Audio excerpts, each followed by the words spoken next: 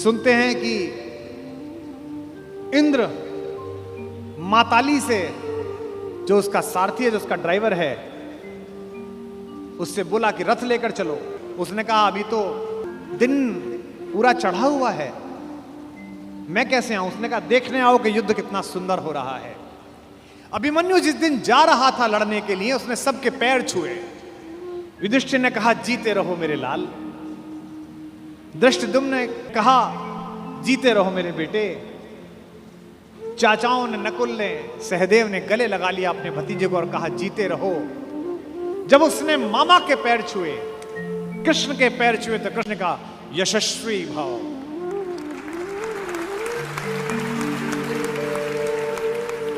जब अभिमन्यु शिविर से बाहर निकला और कृष्ण देखने लगे, तो द्रौपदी ने कहा मेरा बेटा जीवन की सबसे बड़ी लड़ाई लड़ने के लिए जा रहा है कान्हा, सबने उसको जीते रहो का आशीर्वाद दिया, तुमने नहीं दिया। तुमने उससे यशस्वी भाव का आशीर्वाद दिया, जीते रहो क्यों नहीं बोला? क्या तुम्हें युद्ध के परिणाम में कोई शंका है? तो कृष्ण ने जो बात कही वही जीवन के युद्ध में भरत वाक्य बनाना।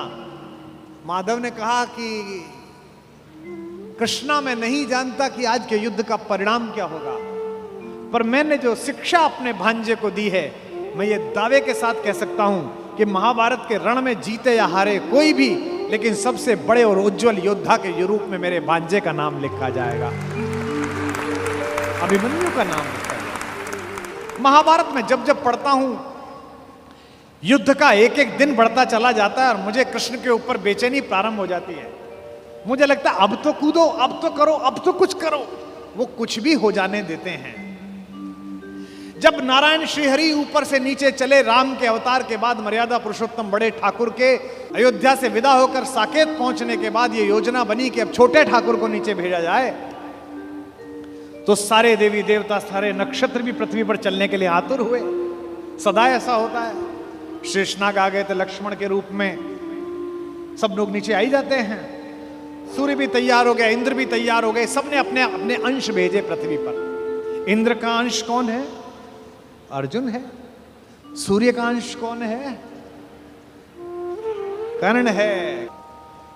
एक देवता ऐसा था जिसने कहा जी मैं तो जा नहीं रहा, तो भगवान ने कहा अपने लड़के को भेज दे।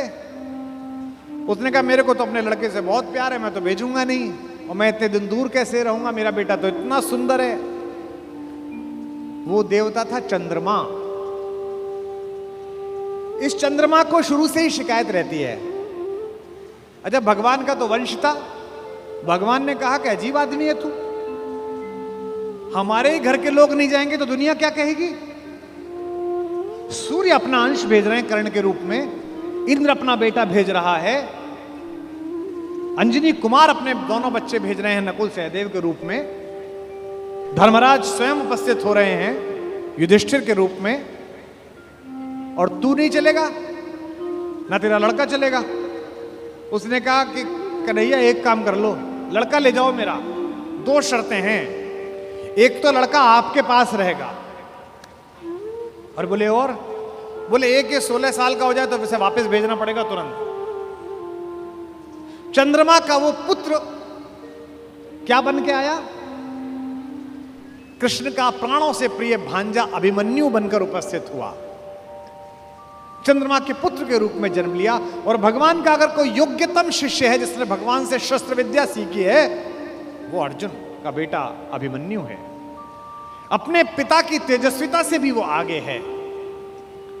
इस समय दुनिया की IVF लैब्स ये बता रही हैं कि प्रसव के काल में जो कुछ सुना पढ़ा गया है उसका बच्चे पर असर पड़ता है। और हमारे यहाँ हजारों वर्षों से माएं प्रसव के दिनों में गीता का पाठ कर रही हैं, बाल गोपाल का चित्र सामने लगा के रखती हैं कि उनके घर में भी कन्हैया जैसा बालक पैदा हो, राधा रानी जैसी बिटिया पैदा हो। ये हम सब का मन है, पहले से परंपरा से आया है हमारे यहाँ। तो चंद्रमा ने अपने पुत्र को अभिमन्यु बनाकर भेजा। एक दिन ऐसा आया महाभारत के युद्ध में, जब योजना पूर्वक कुरुक्षेत्र के मैदान से खींचकर अर्जुन को अलवर की तरफ ले जाया गया। मत्स्य प्रदेश की तरफ, विराट की नगरी की तरफ। अर्जुन युद्ध की सीमा क्षेत्र के बिल्कुल आखिरी हिस्से पर पहुंच गया, जहां से सूर्यास्त से पहले लौटना संभव नहीं था। अब यह पांडवों के शिविर में चर्चा का विषय बना कि ये जो चक्रव्यूह सजा दिया गया, इसे तोड़ेगा कौन? किसी को नहीं आता तोड़ना, इसमें घुसना ही नहीं आता, केवल अर्जुन को आता है। तब अभिमन्यु ने कहा कि ताऊ जी, मुझे इसमें घुसना आता है, क्योंकि जब पिताजी मां को यह बात सिखा रहे थे तो मैं गर्भ में था और मैंने ये विद्या सीखी थी। तो बोले बेटा बहुत अच्छा है, फिर निकलना भी आता होगा? बोले नहीं, जब तक उन्होंने इससे बाहर आने का मार्ग बताया तोड़ने का, तब तक मां सो गई, तो मैं बाहर निकलने का नहीं सीख पाया। सारे चाचाओं ने और ताऊओं ने कहा कोई बात नहीं बेटे, तू तोड़ दे, निकाल तो हम लेंगे। भाई महाबली भीम, जिसकी एक मुष्टिका से विंध्याचल के पर्वत छोटे हो गए, जहां जहां उसका पैर पड़ा हिंदुस्तान में 1,00,000 जगह है जहां भीम बैठिका है। जिस पत्थर पे चले जाओ बड़ा सा गड्ढा है, बोले ये भीम का पांव रख पड़ा हुआ है। ये देश महान है, इस देश में 2-3 जगह हर जगह मिलती हैं माता सीता की रसोई, जहां जाओ वो मां की रसोई मिलती है। क्या बढ़िया प्रतीक शास्त्र है। दुनिया के 44 देश घूम लिए, इसी क्षण भी अगर भगवान वापस बुलाए और ऊपर बुला के पूछे कि तेरे सत्कर्मों के कारण तुझे देश चुनने का अवसर दिया जाता है, तो मैं दुनिया के सारे देश छोड़कर फिर यही चुनूंगा जहां की मिट्टी में गोपाल लेटा है,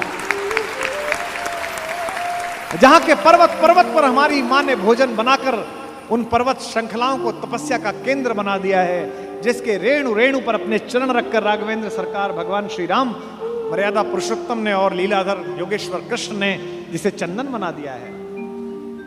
भगवान चुप रहे, किसी ने उनकी सलाह न ली।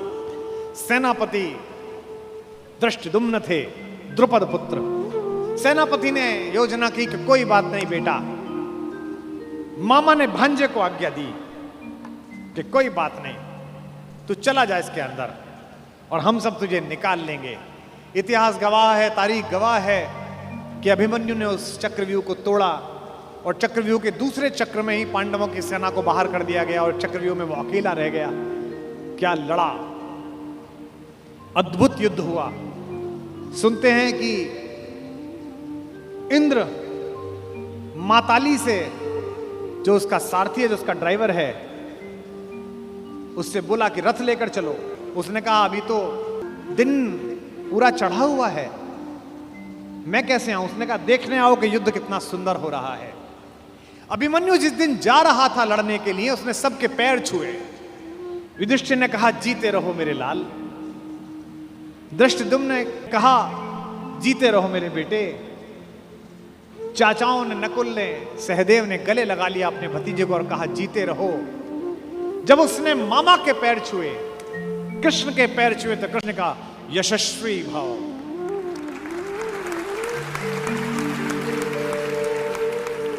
जब अभिमन्यु शिविर से बाहर निकला और कृष्ण देखने लगे, तो द्रौपदी ने कहा मेरा बेटा जीवन की सबसे बड़ी लड़ाई लड़ने के लिए जा रहा है कान्हा, सबने उसको जीते रहो का आशीर्वाद दिया, तुमने नहीं दिया। तुमने उससे यशस्वी भव का आशीर्वाद दिया, जीते रहो क्यों नहीं बोला? क्या तुम्हें युद्ध के परिणाम में कोई शंका है? तो कृष्ण ने जो बात कही वही जीवन के युद्ध में भरत वाक्य बनाना। माधव ने कहा कि कृष्णा मैं नहीं जानता कि आज के युद्ध का परिणाम क्या होगा, पर मैंने जो शिक्षा अपने भांजे को दी है, मैं ये दावे के साथ कह सकता हूं कि महाभारत के रण में जीते या हारे कोई भी, लेकिन सबसे बड़े और उज्जवल योद्धा के रूप में मेरे भांजे का नाम लिखा जाएगा, अभिमन्यु का नाम।